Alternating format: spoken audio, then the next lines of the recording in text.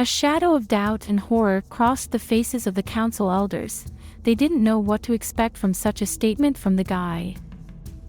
One of the elders asked what kind of person he was to boldly approach the tiger himself. The travelers exchanged glances and said that judging by his principles, Cheon would definitely come to Murim. The men became alert, wanting to know what the alliance should do in such a case, and they asked for their leader's opinion. The leader said that he considered it reasonable to listen to the traveler's opinion, and he also imposed a ban on visiting the Yeon village until the guy appeared in Murim. The elders were surprised by this decision. Many of them hoped to persuade the leader to decide on the destruction of the guy as a serious threat. However, the leader was unwavering in his opinion and decision, so on this note, he concluded their meeting. Many were dissatisfied with this turn of events, and what would come out of such a decision would become clear over time. The sun illuminated the mountain peaks of the lake, which had never been inhabited by fish. Cheon finally finished learning the sword technique of Shi Wu Haiyan, and these lessons exhausted him greatly. But upon leaving the cave, the man did not see his wife anywhere. He was surprised that she was still training. Suddenly, from above, he heard Yeon's greeting, and this surprised him even more, as the woman literally hovered in the air. The wife landed on both feet, in excellent spirits, and she was also glad to see her husband after so many years. Yeon greeted the guy and asked how she looked externally because inside, the girl felt an incredible lightness. Cheon complimented the beauty. She really became even more attractive. Suddenly, Yeon asked her the sounds of dripping water were coming from. After a little thought, she pointed in the direction of one of the caves she hadn't entered before. The couple decided to go in and explore together. Perhaps there they could unravel the mystery of the fishless and poison lake. Cheon descended cautiously into the steps made on the inner side of the cave, together with his wife. Suddenly, before the eyes of the young people, a picture of incredible beauty opened up, an underground oasis with an incredibly beautiful tree and flowers, surrounded by a clear surface of water, over which golden butterflies fluttered. Yeon was impressed by the flower garden in such a place. She had always considered caves a magical place, and now her confidence in their mystical origin increased almost twofold. The girl whispered that this place resembled a paradise of martial arts. Perhaps it was. Yeon leaned down to the flowers to enjoy their wonderful aroma. She had never encountered such a sweet scent anywhere. But her husband became wary. Something strange was in this picture of a perfect garden, and the guy felt trouble. The air was cut by the huge pink tongue of an unknown creature. Yeon was thrown away from the flowers, and the husband jumped to help the girl, but he didn't make it in time. A sticky something wound around the guy's waist, and drops of either water or saliva dripped from the surface of the muscles. In a moment, this something dragged the man into the water. Yeon watched in shock as only the limbs of her husband remained on the water's surface. The girl began to call for Cheon, looking at the blue water, but there was no answer. After some time, a huge frog emerged from the water and said, "Croak," staring at the man. Yeon froze in amazement. She didn't know that monsters resembling huge frogs existed. The girl realized that the creature was not just looking at her, it was moving towards the shore and slowly emerging from the water, stepping with its powerful legs on the grass. The frog fully came out on the shore and croaked again. It was not small, it was truly enormous. Suddenly, its powerful sticky tongue shot out towards the girl. Yeon watched in fear as it happened. In the last moment, the girl managed to jump higher so that the disgusting tongue didn't grab her as it did with her husband. However, drops of the monster's saliva hit the girl's clothes, and holes began to appear in the places where it touched.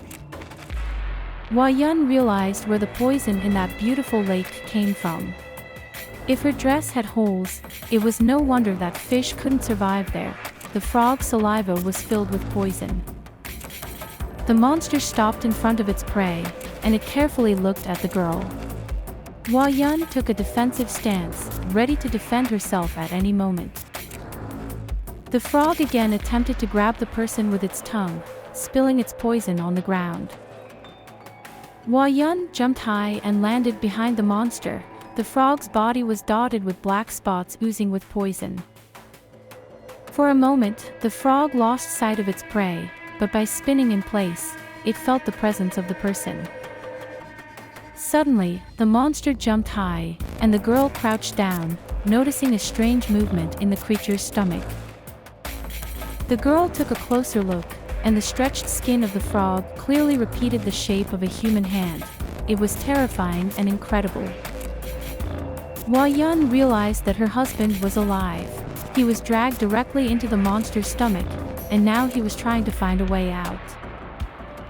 Suddenly, the frog's face changed, as if the monster was in unbearable pain. The creature collapsed on the ground, splashing poisonous saliva around itself. Cheon managed to defeat the monster from the inside, tearing apart its insides and skin. Now the man stood in frog remains in the middle of the beautiful clearing. The man went into the lake to wash himself and told his wife about studying poisons. That's why they had no power over him. He also told the girl about the most potent antidote, which was a secret for many. Washing off the monster's remnants, Cheon noticed that they did the right thing by visiting this place. Now, with nothing in the water that poisoned it, it would become suitable for consumption, and the lake would serve the Yeon settlement well. Yeon listened in amazement to her husband's plan. She always thought of him as a smart person, but what he was saying was incredible. The man wanted to apply his knowledge and the cave's capabilities to cultivate various herbs, creating miraculous pills. Yeon listened with admiration and immersed herself in what the hero was saying. His plan was truly miraculous and, importantly, realistic. The man concluded his speech by spreading his arms, pointing to the magical oasis, saying that this place would be perfect for realizing his idea. The girl became curious about how the man came up with such clear ideas that would truly benefit the village and its residents. Cheon confessed that all his training was built on a single desire, to strengthen and improve their settlement so that no one could harm the young people. The girl stared at her husband in amazement, pleased to realize that the arranged marriage brought her such a deep-thinking and visionary person. The guy concluded his speech by saying that if it was once just his dream, now, due to new events and opportunities, it would become a fully achievable goal. The young people understood that now their village would be on the radar of all martial clans and currents. Yeon understood that it was primarily about those people who had already harmed the settlement and would surely come back to avenge their fallen warriors. The hero continued to share his plans. Initially, he wanted to teach the village residents martial arts, especially sword techniques, so that everyone could defend themselves against villains disturbing the peace of the townspeople. Cheon sought the support of his wife. He wanted the girl to be involved and actively help him implement his plan. Meanwhile, in the Four Emperors clan, a bloody struggle for power continued. The first prince sat in one of the chambers intended for receiving courtiers. The man wanted to know what was happening beyond the castle walls. He asked his trusted aide about the part of the castle ruled by his brother, the second prince. The man replied that the second prince was furious and had gathered all his courtiers to decide on the matter with the village. The first prince nodded approvingly, knowing the nature of his younger brother. He expected such a reaction. The aide also reported that a squad had already been assembled for a campaign to the Yeon village, led by the White Moon Master and the red-bearded executioner, along with other disciples. Master Siwei Ol Gun had unparalleled talent in martial arts, and he still had 4 strong disciples. No clan could withstand the pressure of such a company. These people possessed incredible power. The first prince asked if they could restrain his brother by uniting their strength with the warriors of that village. However, the advisor continued his report, touching on the third prince, which surprised the older brother. He did not expect a trick from him at this moment. The man said that the third prince took command of the army of the second prince, and there, under his leadership, were many warriors. The first prince was shocked by the news. If everything was as his aide said, then war became inevitable, and now many would be drawn into it. Thank you for watching. Don't forget to like, subscribe, and leave comments to help the new video come out as soon as possible. Have a great day.